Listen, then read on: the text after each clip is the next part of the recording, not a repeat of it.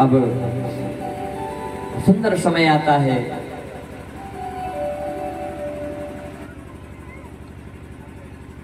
सुंदर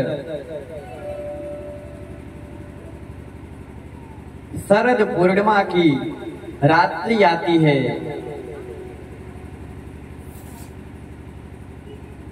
महाराज चंद्रमा अपने पूर्ण आकृति में आ जाते हैं। यमुना जी के तट पर निधि वन में वृक्ष के ऊपर हमारे परमात्मा एक डाली पर बैठे हैं और जब चंद्रमा की किरण यमुना जी के तट पर जो बालू पड़े हैं, जब उन बालू की रेत पर पड़ता है तो मानो लगता है कि जैसे पूरे हीरा चमक रहे हैं। सुंदर शोभायमान हो रहा है यमुना जी का तट। जब ऐसे सुंदर वातावरण को हमारे प्रभु कन्हैया देखते हैं तब अब उनके मन में इच्छा होती है महारास करने की। देखिए हमारे प्रभु जब त्रेता युग में राम के रूप में आए थे तब उन्होंने चित्रकूट में 99 रास किए। 100वां रास करने जा रहे थे, उसी समय इंद्रपुत्र जयंत आया और माता सीता के चरणों में प्रहार करता है और बाधाएं उत्पन्न हो जाती है। तो हमारे प्रभु सोचते हैं कि अब हम इस रास को स्थगित करते हैं। जब कृष्ण अवतार में आएंगे तो हम निधि वन में एक रास महारास करके अपने 100 रास को संपूर्ण करेंगे। आज हमारे वही प्रभु राम कृष्ण के रूप में अवतार लेते हैं द्वापर में। आज वही रास पूर्ण करने की उनकी इच्छा मन में उठती है। तो हमारे प्रभु आज रास में प्रवेश पा रहे हैं। सुखदेव भगवान परीक्षित को अब रास की कथा को श्रवण करा रहे हैं। कहते हैं भगवान पिता रात्रि शरदोत्फुल्ल मल्लिका वीक्ष्य रन्तो मनश्चक्रे योग मायामुपाश्रितः।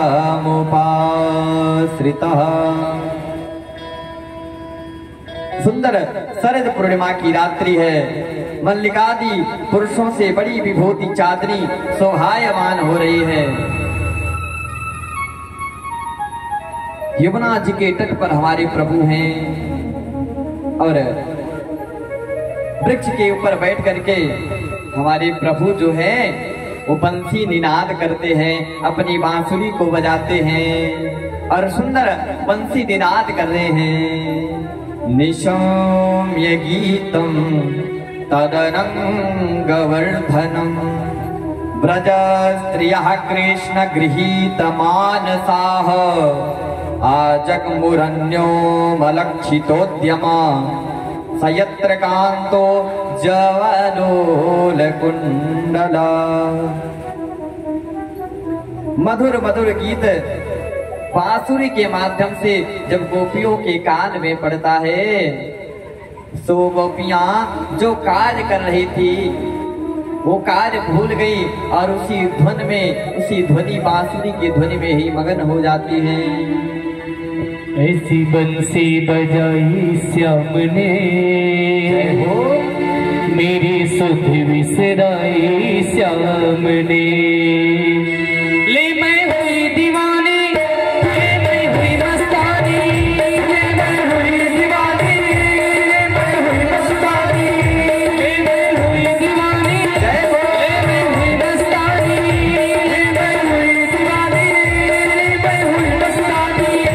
ऐसी बंसी बजाई श्याम ने मेरी सुध विसराई श्याम ने। ऐसी बंसी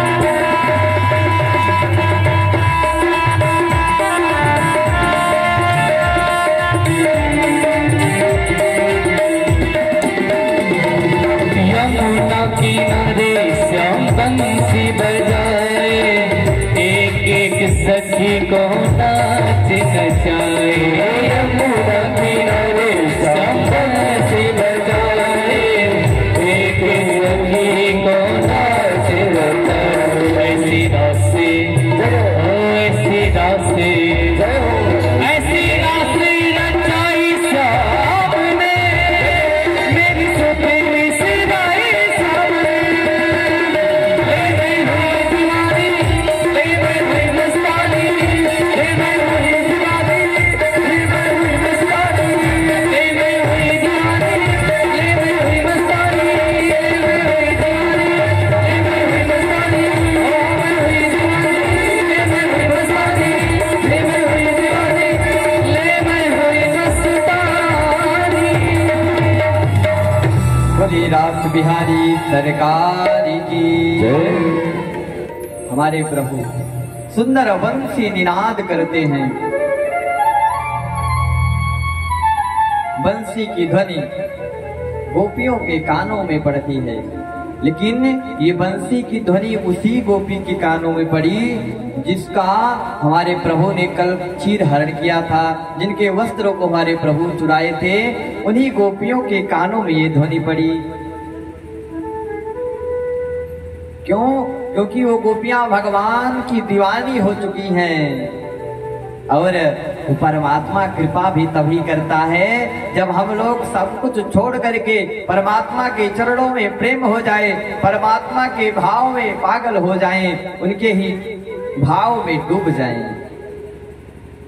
एक बार सुंदर चर्चा आती है, दो ब्रजवासी थे और उनको इंद्रप्रस्थ नगरी जाना था, यानी कि दिल्ली जाना था। अब वो सोचे लाओ हम लोग क्यों ना यमुना जी में नाव के माध्यम से इंद्रप्रस्थ जाएं। सो दोनों लोग एक एक भांग का गोला खाते हैं और भांग का गोला खाने के पश्चात में नाव में बैठ जाते हैं। अब नाव में बैठे, रात्रि का समय है, बोले अब चलो हम लोग इंद्रप्रस्थ चलते हैं। बोले अब सीधा ही चलना है, हम लोग इंद्रप्रस्थ सुबह तक तो पहुंच ही जाएंगे। अब दोनों लोग सुंदर नाव में बैठे हैं, भांग का गोला खा करके नाव चला रहे हैं और परमात्मा का भजन कर रहे हैं, राधे राधे गाते हुए चल रहे हैं। पूरी रात नाव चलाते हैं, सुबह ब्रह्म मुहूर्त होता है। अब महाराज जब ब्रह्म मुहूर्त हुआ, दोनों जगते हैं। क्यों रे, ये तो दिल्ली भी एकदम वृंदावन के जैसा, वही नदी, वही वृक्ष, वही बंदर, वही गैया यहाँ भी चल रही है, वही हरियाली यहाँ पर भी है। ये तो दिल्ली पूरा अपनो वृंदावन सो ही दिख रहा है। अच्छा, हम लोग कहीं और आगे तो नहीं आ गए? लोग किसी से पूछते, ए भैया हम लोग कहाँ पर हैं? अरे तुमको नहीं पता ये वृंदावन है। क्यों रे, अपन कहाँ से चले थे? बोले हम लोग रात्रि में वृंदावन से चले थे। बोले अभी कहाँ हैं? बोले वृंदावन में है। लगता है ये व्यक्ति हमसे मजाक कर रहा, दूसरे से पूछते हैं, क्यों भैया जी हम लोग कहाँ पर हैं? अरे क्या आपको नहीं पता है, ये तो अपनो वृंदावन है। अब तो दोनों कहते, भैया आप तो पूरा पक्का विश्वास है, ये तो अपनो वृंदावन है। अच्छा, तो ये कहीं यमुना महारानी गोल तो नहीं है? रात भर हम लोग चले फिर वहीं घूम कर आ गए। बोले कुछ लगता तो ऐसा हमको भी है। अब ये दोनों अपने नाव में से उतरते हैं और नाव से उतरे तो देखते हैं कि जिस खूंटे में नाव बंधी थी उस रस्सी को खोला नहीं और रात्रि भर वो नाव चलाते रहे और खूंटा से नाव को खोला नहीं तो नाव वहीं की वहीं रह गई। तो कहने का तात्पर्य है कि भगवान के शुद्ध भक्त में अपना सब कुछ खो बैठे। ऐसे ही ये गोपियां हैं महाराज। देखिए, परमात्मा तब मिलते हैं जब परमात्मा के चरणों में हम लोगों का प्रेम रहता है। जब तक प्रेम नहीं रहता तब तक परमात्मा कृपा भी नहीं करते। हो मिलहि न रघुपति बिनु अनुरागा, मिलहि न रघुपति बिनु अनुरागा, मिलहि न रघुपति बिनु अनुरागा, मिलहि न रघुपति बिनु अनुरागा। किए जोग तप ज्ञान विरागा, किए जोग तप ज्ञान विरागा। मिलहि न रघुपति बिनु अनुरागा, किए योग्य तप ज्ञान विरागा। चाहे जितना यज्ञ कर लो, चाहे जितना तप कर लो, चाहे जितना ज्ञान अर्जित कर लो, वो परमात्मा नहीं मिलने वाला।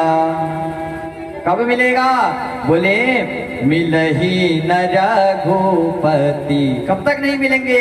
जब तक परमात्मा के चरणों में निष्कपट अनुराग ना हो जावे। जैसे परमात्मा के चरणों में अनुराग हो जाएगा, वो परमात्मा तुरंत हमको मिल जाएगा। आज हमारे गोविंद रास की इच्छा से अपनी बंसी को बजाते हैं, और ये बंसी की ध्वनि सुनाई किसको पड़ी? बोले केवल गोपियों को। और वो गोपियां को संकेत हमारे प्रभु दे रहे हैं, और वो गोपियां आ रही हैं। सारी गोपियां अब सोच रही हैं क्यों ना हम लोग रास में चले, और सारी गोपियां जान गई जिन जिन गोपियों को आना है। सोई जानहि जेहि देहु जनाई, सोई जानहु जेहि देहु जनाई। जानत तुमहि तुमहि जाई, जानत तुमहि तुमहि जाई। कौन जान रहा है? जिसे परमात्मा की इच्छा है कि ये आवे हमारी रास में। सोई जान नहीं, जिसको परमात्मा चाह रहे हैं। जहि देहु जनाई, जानत तुम ही हो ही जाई। महाराज, जो गोपी जो कार्य कर रही थी, जब बंसी की ध्वनि सुनाई पड़ती है, एक गोपी तो गाय का दोहन कर रही थी। बंसी की ध्वनि में इतनी खो गई कि गाय दूते दूते बाल्टी भर गई, उबाल खा गई, और दूध पूरा बहने लगा। पूरी भूमि सफेद हो गई, और परमात्मा की बंसी की ध्वनि में खो गई है। महाराज, एक गोपी तो हलवा बना रही थी, सूजी कढ़ाई में डाली थी। अब भगवान की बंसी को ध्वनि को सुन रही है, चलाती जा रही है, चलाती जा रही हैं। अब वो सूजी जो है पूरा काला हो गया। एक गोपी काजल लगा रही थी। अब काजल उनको आंख में लगाना था, वो ओठ में ही काजल लगा ली, और जो ओठ में लगाना था सोई आंखों में लगा ली है। और सब लोग परमात्मा से मिलने के लिए आज निधिवन की तरफ प्रस्थान कर रहे हैं। और सुखदेव जी तो अपनी भाषा में परीक्षित को कह रहे हैं कि गोपियां किस प्रकार से आ रही हैं। लिम्पन्यः प्रवजन्त्योन्यः अजन्त्यः काष्ठलोचने, व्यस्त्रवस्त्राभरणा काश्चित् कृष्णान्तिकं ययो। सुखदेव जी बैरागी हैं, तो कहते हैं गोपियां लीपा पोती करके आ रही हैं परमात्मा से मिलने के लिए। सारी गोपियां बंसी की ध्वनि सुन करके निधिवन में आ रही हैं। हमारे परमात्मा वृक्ष के ऊपर बैठे हैं। जब परमात्मा देखते हैं कि सब गोपियां सज धज कर आ गई हैं, तो हमारे प्रभु सारी गोपियों का स्वागत कर रहे हैं। अरे गोपियों, आओ, आपका स्वागत है। स्वागतम वो महाभागा, प्रियं किं करवाणि वा, व्रजस्यानामयं कश्चित् ब्रूतागमन कारणम्। अरे गोपियों, स्वागतम वो महाभागा, आइए, आप सभी का स्वागत है, आप सभी का खूब अभिनंदन है। प्रियं किं करवाणि वा। अरे बड़े प्यार से परमात्मा सभी गोपियों का स्वागत कर रहे हैं। सारी गोपियां बड़ी प्रसन्न हो गईं। अरे देखो कन्हैया मेरा स्वागत कर रहे हैं। अब गोपियां तो बड़ी प्रसन्न होती हैं, लेकिन तब तक परमात्मा कहते हैं गोपियों ब्रजस्यानामयं कश्चित् ब्रूतागमन कारणम। जिससे कहते हैं गोपियों आपके यहाँ आने का क्या कारण है? भूतागमन कारणम। सारी गोपियां तो बड़ी दुखी हो गई। तो हमारे गोविंद 10 श्लोकों में प्रश्न करते हैं। अच्छा, हमें लगता है कि आप सुंदर चंद्रमा की सुंदर चांदनी को देखने आई हो, इसीलिए आई हो। तो गोपियां अपना सिर हिलाती है, नहीं गोविंद। अच्छा, तो यमुना महारानी का दर्शन करने आई होगी, नहीं। तब निधिवन के सुंदर सुंदर वृक्षों का दर्शन करने आई होगी, गोपियां नहीं, कहती है नहीं गोविंद। फिर किस लिए आई हो? हमारी गोविंद 10 श्लोकों में प्रश्न करते हैं। अरे गोपियों आप लोग यहाँ पर आ गई हो, आप लोग देखो समय नहीं ठीक चल रहा है। दृष्टम वनम कुसिपितम राकेश कररंजितम। अंधेरी रात है, आप इतने समय जंगल में आई हो, आपके घर वाले क्या कहेंगे? घर पर जाओगे तो आप लोग क्या कहोगे? गोपियां जब 10 श्लोकों में कन्हैया प्रश्न करते हैं तो 11 श्लोकों में गोपियां उत्तर देती हैं। गोविंद आप कह रहे हो कि घर पर हम लोग क्या कहेंगे? गोपियां उदाहरण देती हैं। अरे गोविंद ये बताओ, कोई पति हो और कोई उसकी प्रियतमा हो। अब जब वो पति कहीं परदेश जा रहे हो और उनकी पत्नी कहे अरे स्वामी आप परदेश जा रहे हो, हम आपके बिना कैसे रहेंगे? तो पति देव कहते हैं कि देवी जब तक मैं ना आ जाऊं तब तक अपना कोई छाया चित्र दे दे, आप यही चित्रपट देखो जब तक मैं आ ना जाऊं। और वो चित्रपट लगा दे और उसके स्वामी परदेश से 2-4 साल बाद आ जावे और ये नित्य प्रतिदिन उसी चित्र को देखे। अब मान लीजिए कि अब कुछ समय बाद उसका वास्तविक पति आ जाए, जो उसका वास्तविक पति है, और वो दरवाजा खटखटावे और हम उस छाया चित्र का दर्शन करें। गोविंद तुम बताओ हमारा क्या कर्तव्य है? क्या हम उस छाया चित्र की पूजा करें कि जो साक्षात पति द्वार पर खड़े हैं उनका स्वागत करें? गोविंद कहते हैं जो तुम्हारे वास्तविक पति हैं उनका स्वागत करो। तो देविया कहती है गोविंद बस हो गया फैसला। अरे वो तो छाया चित्र के रूप में हम सबके पति हैं, पर वास्तविक सबके पति तो आप हो। परम पति परम पिता तो आप ही हो, जगत पति तो आप ही हो। अब तो हम सबको छोड़ करके आपकी शरण में आ गए हैं। महाराज सुंदर 11 श्लोकों में गोपियां उत्तर देती हैं।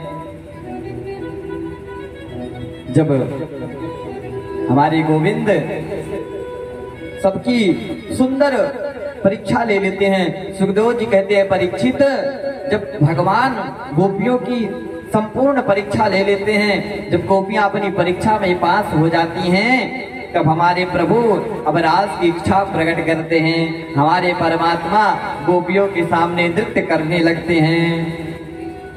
अब जब नृत्य कर रहे हैं, आत्मा रामोऽप्यरारिमत, तब तक एक गोपी के मन में आता है अरे भगवान तो सबके मनोरथ को पूर्ण करने वाले हैं, लेकिन देखो आज वो परमात्मा हम लोगों के बस में होकर के ताता थैया करके नाच रहा है। बाहु प्रसार परिरंभ कराल कोरु निविस्तनाल भनर्मखनाग्रपातैः छ्विल्यावलोक सहितेर्ब्रज सुंदरीणा मुक्तं भयन रतिपतिं रमया चकार। परमात्मा कहते हैं अरे ये तो गोपियों के मन में अहंकार आ गया कि देखो परमात्मा मेरे बस में होकर के नृत्य कर रहे हैं। हमारे परमात्मा तुरंत वहीं पर राधा रानी थी, उनको लेकर के हमारे परमात्मा अंतर ध्यान हो गए। जितनी गोपियां थी सारी गोपियां व्याकुल हो गईं। अरे कन्हैया कहाँ गए? महाराज अभी तक तो गोपियों का चेहरा खिला हुआ था, लेकिन जैसे सुबह होता है सुंदर सुंदर पुष्प खिल जाते हैं, लेकिन जैसे शाम होता है वो पुष्प सूख जाते हैं। इसी प्रकार जब परमात्मा थे तो गोपियों का चेहरा खिला हुआ था। जैसे परमात्मा गायब होते हैं गोपियों का मुखमंडल मुरझा जाता है, जैसे मूर्छा आ गई हो, जैसे किसी आम के रस को निचोड़ लिया गया हो।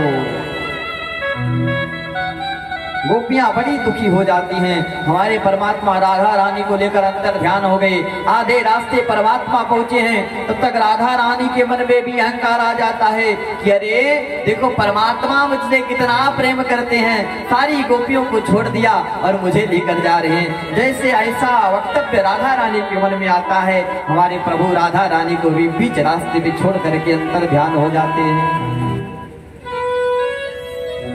गोपियां जब परमात्मा को खोजते खोजते आती हैं, रास्ते में देखती हैं कि राधा रानी मूर्छा अवस्था में पड़ी हैं। अरे ये तो राधा रानी हैं। राधा रानी को भी साथ में लिया। बड़ी ग्लानि हो रही है गोपियों को, परमात्मा छोड़ करके चले गए हैं। विरह में व्याकुल हो गई सारी गोपियां। अरे गोविंद कहाँ चले गए आप? क्या अपराध हो गया हमसे परमात्मा जो आप छोड़ करके चले गए?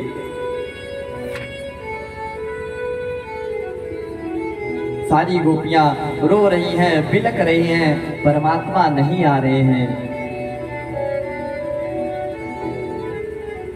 गोपियां राधा रानी को साथ में लेती हैं, यमुना जी के तट पर आ जाती हैं।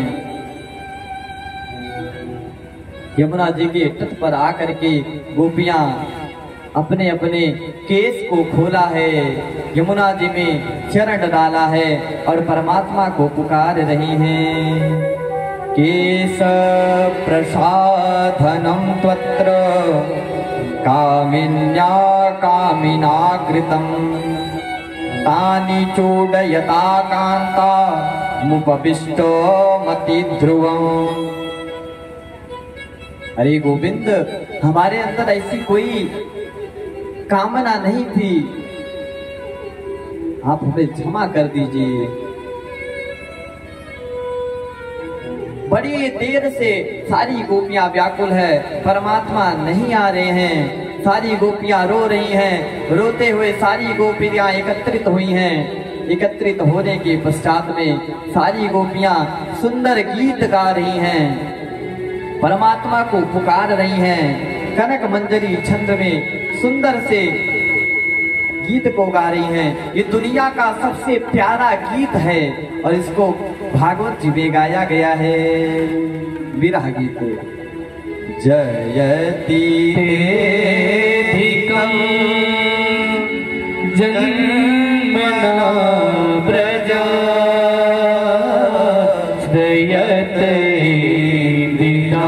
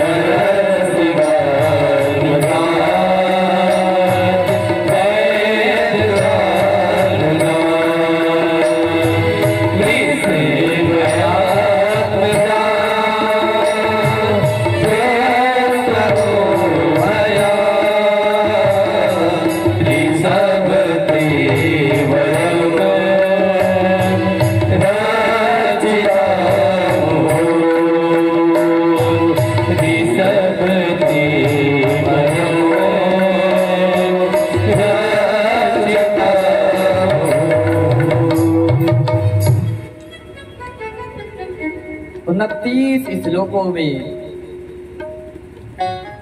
कनक मंजरी छंद में गोपियां परमात्मा की स्तुति कर रही हैं। आंखों से सारी गोपियों के अश्रुपात हो रहा है और कहती हैं, हे गोविंद जयति तेधिकं जन्मना व्रजा श्रयत इंदिरा सस्वदत्रिहि।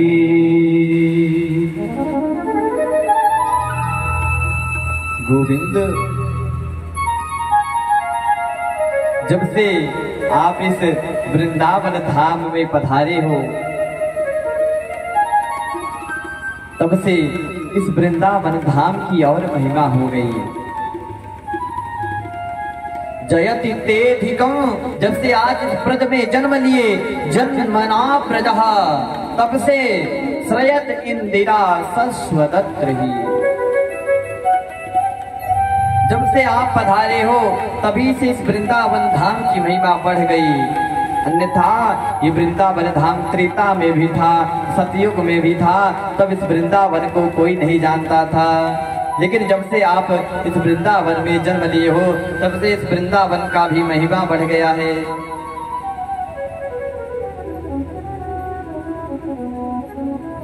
प्रभु, हमें आपका सब कुछ सहन है, लेकिन हमें आपका ये विछोह नहीं सहन है। हम आपका ये वियोग नहीं सह सकते। आपका ये जो सुंदर चरित्र है, यही मेरा जीवन है, और आपका ये जो कथा है, यही अमृत है। तव कथामृतं तप्त जीवन कवि विरीडितं कर्म सापोहम्। हरे कन्हैया, ये आपकी जो कथा है, यही तो अमृत कथा है, यही तो अमर कथा है, यही तो अमृत है। ये मैं नहीं कह रही हूँ, कवि विरीडितं, महाकवि सृष्टि की जो रचनाकारक है ब्रह्मा जी कह रहे हैं। और कैसी कथा है आपकी ये? बोले कर्म सापोहम्, सबके हृदय के कलमश को दूर करने वाला है। और आप हमसे क्यों रूठ गए हो? अरे, हमारा हृदय तो इतना कोमल है। आपने तो उस कालिया नाग के फण पर भी नृत्य किया है। फणि फणार्पितम ते पदाम्बुजम, क्या उसके फण से भी ज्यादा कठोर हम सबका हृदय है जो आप छोड़कर चले गए? इतने कठोर फण पर भी आप नृत्य किए और हम सबको छोड़ दिया। सारी गोपियां यमुना जी के तट पर बैठी हैं, एक स्वर में रुदन कर रही हैं सारी गोपियां। रुरुदुः सुस्वरं राजन कृष्ण दर्शन लालसा। आज कृष्ण भगवान के दर्शन की लालसा इतनी तीव्र जगी है कि सारी गोपियां एक स्वर में रो रही हैं। महाराज, कोई रोता है तो अनेकों प्रकार के, कोई हमारे भैया चले गए, इस प्रकार से अनेकों प्रकार से रोते हैं। लेकिन आज गोपियों को देखिए, सारी गोपियां एकत्रित हैं, एक स्वर में सारी गोपियां रुदन कर रही हैं भगवान के दर्शन की लालसा से। अरे कन्हैया, हम सबका हालत तो इस प्रकार हो गया है, जैसे चंद्रमा के अमृत को कोई निचोड़ ले तो चंद्रमा की क्या गति होगी? चंद्रमा के प्रकाश को कोई ले ले, सूर्य के रोशनी को कोई खींच ले तो सूर्य कैसा दिखेगा? परमात्मा के दर्शन की लालसा इतनी तीव्र जगी है, इतनी उत्कंठा जगी है। हमारे परमात्मा जब इस प्रकार के प्रेम को देखते हैं, आज हमारे परमात्मा से नहीं रहा गया। प्रबल प्रेम के पाले पढ़कर प्रभु को नियम बदलते देखा, अपना मान तले तल जाए, पर भक्त का मान न टलते देखा। हमारे परमात्मा जब देखते हैं कि अब इनका हृदय निर्मल हो गया है, तब हमारे परमात्मा हजारों हजारों कामदेव के स्वरूप को धारण करके, सुंदर वेश धारण करके गोपियों के सन्मुख प्रकट हो जाते हैं। बोल रास रासेश्वर कृष्णचंद्र भगवान की जय। हमारे परमात्मा प्रकट हो जाते हैं और सुंदर अब सारी गोपियों के साथ में हमारे परमात्मा रास करने जा रहे हैं। अच्छा, ये रास है क्या? कुछ लोग तो बड़े भ्रम में रहते हैं। समाज में आजकल बड़ी भ्रांति फैल गई है। प्रत्येक प्राणी जो है वो अन्य अन्य प्रकार किसी पढ़ा लिखे तो है नहीं, अंग्रेजी, साइंस, एस्ट्रोलॉजी खूब पढ़ लिए, शास्त्र को अच्छे से नहीं पढ़ा, वक्तव्य देने पहले बैठ जाते हैं। अरे हम तो बड़े विद्वान हैं, और बिना कुछ पढ़े ही कुछ भी वक्तव्य देने लगते हैं, अर्थ का अनर्थ कर देते हैं। आज के कुछ समय पहले एक बड़ा ही सुंदर चौपाई पर बड़ा उत्पात हुआ कि ढोल गवार शूद्र पर सुनारी, ढोल गवार शूद्र पर सुनारी, सकल तार के अधिकारी, सकल तार के अधिकारी। अब जो मूर्ख व्यक्ति हैं, जो बस एक ही दो चौपाई पढ़ लिए और रामायणी बन करके घूमते हैं, हम तो रामायण को खूब पढ़े हैं। क्या पढ़े हैं? यहाँ कहते हैं कि जो ढोल व्यक्ति, जो ढोल है, जो गंवार व्यक्ति हैं, जो शूद्र वर्ग के हैं, जो स्त्रियां हैं, कहते हैं वो तो मारने के अधिकारी हैं। क्यों भैया? यहाँ पर मारने शब्द का प्रयोग नहीं किया गया। यहाँ पर मानस में लिखते हैं सकल ताड़ना के अधिकारी। ताड़ने का क्या अर्थ होगा यहाँ? बोले गांव में माताएं कहती हैं, अरे भैया देखा करो, कोनो बर्फ वाला जाए ताड़ा के हो तो देख को का तो नहीं रोक दे हो, हैं? तो ताड़ने का ये अर्थ है कि आप उनको देखभाल कीजिए। अब ये बताइए, कोई ढोल हो, हम लोग उसको खूब पीटे, क्या वो पीटने से बजेगा?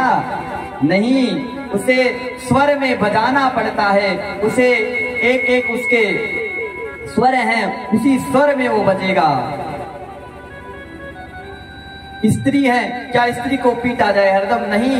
ताड़ने का अर्थ है कि अपने स्त्री पर, अपने घर की बहन पर, अपने घर की बेटियों पर हम लोगों को नजर रखना चाहिए कि कोई बाहरी व्यक्ति आकर के कुदृष्टि न डाले। यहाँ पर बाबा गोस्वामी स्त्रियों को सम्मान दे रहे हैं, और जो कुछ पढ़े लिखे नहीं वो तर्क वितर्क करते रहते हैं। कुछ लोग समाज में भ्रांति फैलाती हैं कि रास का मतलब क्या है? बोले रास का मतलब है जीवात्मा और परमात्मा के बीच में जो घूंघट है, जो पर्दा है, वही पर्दा उठ गया, परमात्मा का जीवात्मा का मिलन हुआ, वही तो रास है। आज गोपियों के अंदर जो ज्ञान का, जो वैराग्य का, जो छल का, जो कपट का, जो द्वेष का जितना भी पर्दा था, सब कुछ उनका हृदय निर्मल हो गया। सो उन्हीं को परमात्मा मिल गए। जीवात्मा और परमात्मा का निधि वन में मिलन हुआ है, यही तो रास है।